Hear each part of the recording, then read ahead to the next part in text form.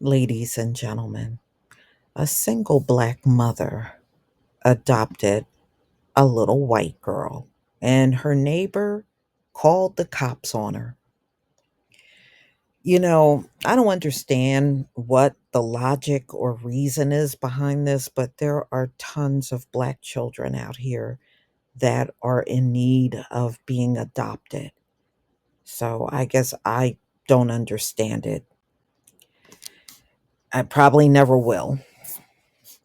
Let's get into this story.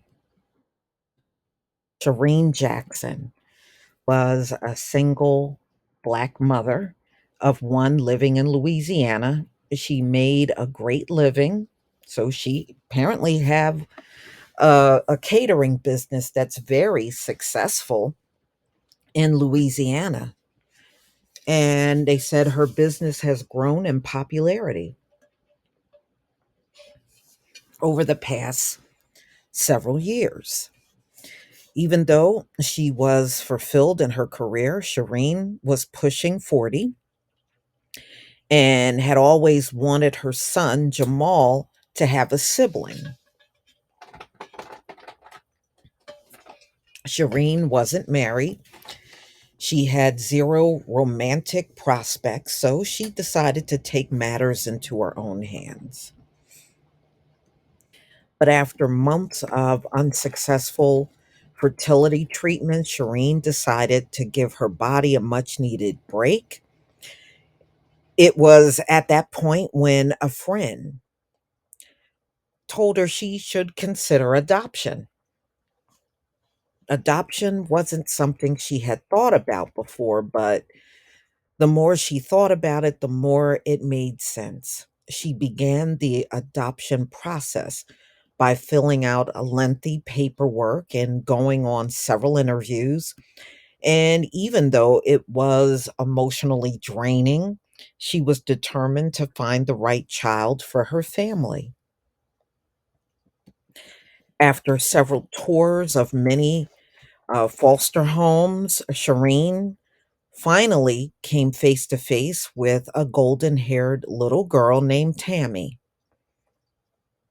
The pair formed an instant connection, and it was at that moment that Shireen knew she had found her daughter. Wow, really, Shireen? Things seemed great at first, but when Shireen and Tammy would go out in public together, they both noticed they'd receive a number of uncomfortable looks and whispers. It didn't take long for Shireen to hear the rumors that started to circulate in her small town about why a black woman had adopted a little white girl. Wow. To find out what happened when two social workers showed up on Shireen's doorstep claiming they received an anonymous tip that she was involved in illegal activities. Wow, really? That's what a neighbor did? But I'm not surprised. Karen is always on the phone trying to report non crimes all the time. So it's not shocking. But I don't know. I got misgivings about that. I don't know. I'm looking, she got a son named Jamal. I'm just assuming that her son is a little brother and you gave him an adopted sister that's white. Oh boy. Y'all tell me what you think. I just think our children go through so much. Would it have really hurt for her to find a little black girl? So in Louisiana, there are no little black girls in need of being adopted, you know? And see, a lot of these white children that are in foster care are there because either both parents or the mother is a drug addict.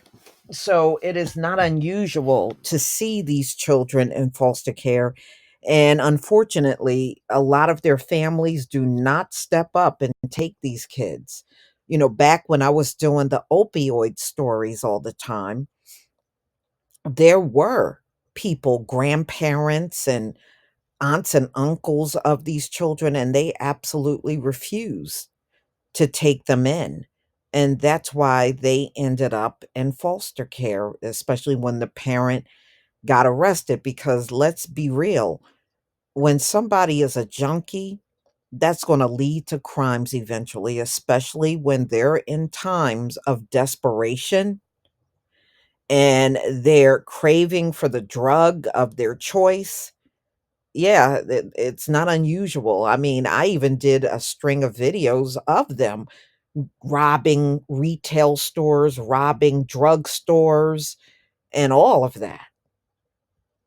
And y'all remember when I was doing the opioid stories, there were some parents that were passed out in cars with the children in the back seat.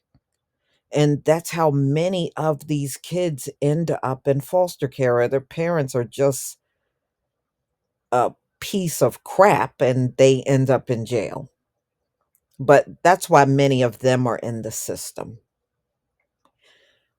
Oh, I don't know, y'all. Tell me what you think about this story. Please leave your comment and subscribe. Don't forget to hit on the notification bell, and I'll see you on the next video. Peace, family.